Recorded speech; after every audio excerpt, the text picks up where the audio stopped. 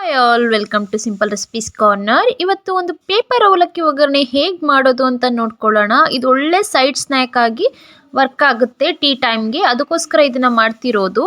Paper ಅವಲಕ್ಕಿ 400 gram ತಗೊಂಡಿದ್ದೀನಿ. ಕೊಬ್ಬರಿ ಸಣ್ಣದಾಗಿ ಹೆಚ್ಚಿಟ್ಕೊಂಡಿದ್ದೀನಿ, ಕಡಲೆ ಬೀಜ, ಸಾಸಿವೆ, ಒಣಮೆಣಸಿಕಾಯಿ, ಕರಿಬೇವಿನ ಸೊಪ್ಪು, ಹುರಿಗಡಲೆ, ಕಡಲೆ ಬೀಜ, ಅಚ್ಕಾರದ ಪುಡಿ, ಉಪ್ಪು, ಅರಿಶಿಣ, ಎಣ್ಣೆ ಇಷ್ಟು ಕೂಡ ರೆಡಿ ಮಾಡಿ ಇಟ್ಕೊಂಡಿದ್ದೀನಿ. ಇಷ್ಟಿದ್ರೆ ಒಂದು ಸೈಡ್ ಸ್ನ್ಯಾಕ್ ಈಸಿಯಾಗಿ ರೆಡಿ ಆಗುತ್ತೆ ಫ್ರೆಂಡ್ಸ್.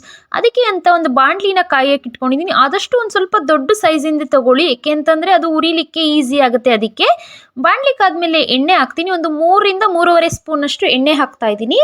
ಸಾಸಿವೆ ಚಿಟಪಟ ಅನ್ನೋವರೆಗೂ ವೆಯ್ಟ್ ಮಾಡಬೇಕು ಫ್ರೆಂಡ್ಸ್. ಚಿಟಪಟ ಅಂದರೆ ಚೆನ್ನಾಗಾಗುತ್ತೆ ಅಂತ. ಓಕೆನಾ ಫ್ರೆಂಡ್ಸ್. ನೆಕ್ಸ್ಟ್ ನಾನು ಇದಕ್ಕೆ ಹಾಕ್ತಾ ಇರೋದು ಕಡಲೆ ಬೀಜ.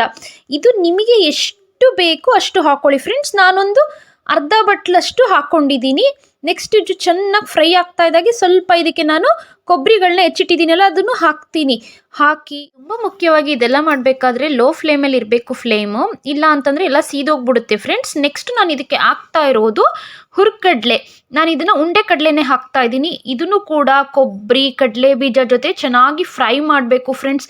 ಎಲ್ಲ ಗೋಲ್ಡನ್ ಕಲರ್ಗೆ ಟರ್ನ್ ಆಗಬೇಕು. ನೆಕ್ಸ್ಟ್ ಒಣಮೆಣ್ಸಿನ್ಕಾಯಿ ಹಾಕ್ತೀನಿ. ಒಣಮೆಣ್ಸಿನ್ಕಾಯಿ ತುಂಬ ಟೇಸ್ಟಾಗಿ ಬರುತ್ತೆ, ಯಾಕೆ ಅಂತಂದರೆ ಇದು ಎಲ್ಲ ಫ್ರೈ ಆಗಿರೋದು ಅವಲಕ್ಕಿ ಜೊತೆ ತಿಂತಿದ್ರೆ ಟೇಸ್ಟೇ ಬೇರೆ ಫ್ರೆಂಡ್ಸ್. ತುಂಬ ಚೆನ್ನಾಗಿರುತ್ತೆ.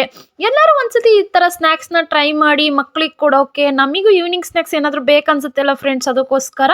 ನೆಕ್ಸ್ಟ್ ಇದೆಲ್ಲ ಚೆನ್ನಾಗಿ ಫ್ರೈ ಆಗ್ತಾ ಇರಲಿ, ಲೋ ಫ್ಲೇಮಲ್ಲೇ ಆಗ್ತಾ ಇದೆ. ನೆಕ್ಸ್ಟ್ ಇದಕ್ಕೆ ಕರ್ಬೇವಿನ ಸೊಪ್ಪು ನಾನು ಈ ಹಂತದಲ್ಲಿ ಹಾಕ್ತೀನಿ, ಇಲ್ಲಾಂದರೆ ಬೇಗ ಬೇಗ ಪುಡಿ ಆಗಿಬಿಡುತ್ತೆ. ಅದಕ್ಕೋಸ್ಕರ ನಾನು ಈ ಟೈಮಲ್ಲಿ ಹಾಕೋದು.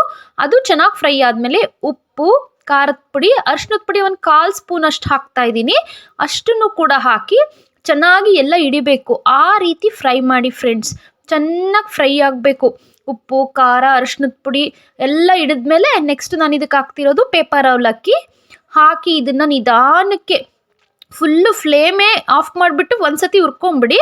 ಆಮೇಲೆ ಮತ್ತೆ ಫ್ಲೇಮ್ನ ಆನ್ ಮಾಡಿಬಿಟ್ಟು ಚೆನ್ನಾಗಿ ಮಿಕ್ಸ್ ಮಾಡಿ ಫ್ರೆಂಡ್ಸ್. ಚೆನ್ನಾಗಿ ಮಿಕ್ಸ್ ಆಗಬೇಕು, ಹೊಂದ್ಕೋಬೇಕು ಎಲ್ಲ ನೀಟಾಗಿ. ನೆಕ್ಸ್ಟ್ ನನಗೆ ಇದಕ್ಕೆ ಉಪ್ಪು ಸಾಲಿಲ್ಲ ಅನ್ನಿಸ್ತು. ಇನ್ನೊಂದು ಅರ್ಧ ಸ್ಪೂನಷ್ಟು ಇದಕ್ಕೆ ನಾನು ಉಪ್ಪನ್ನು ಆ್ಯಡ್ ಮಾಡ್ತೀನಿ ಫ್ರೆಂಡ್ಸ್. ಯಾಕೆ ಅಂತಂದರೆ ಸಪ್ಪೆ ಅನಿಸ್ತು, ಅದಕ್ಕೋಸ್ಕರ ಇನ್ನು ಸ್ವಲ್ಪ ಆ್ಯಡ್ ಮಾಡ್ತಿದ್ದೀನಿ ಅಷ್ಟೇ. ನೆಕ್ಸ್ಟ್ ನಾನು ಇದಕ್ಕೆ ಆ್ಯಡ್ ಮಾಡ್ತಿರೋದು 1 ಸ್ಪೂನಷ್ಟು ಸಕ್ಕರೆ ಆ್ಯಡ್ ಮಾಡ್ತೀನಿ. ಇದಕ್ಕೆ ಸಕ್ಕರೆ ಹಾಕಿದ್ರೆ ಉಪ್ಪು ಖಾರ ಎಲ್ಲ ಬ್ಯಾಲೆನ್ಸ್ಡ್ ಆಗಿರುತ್ತೆ.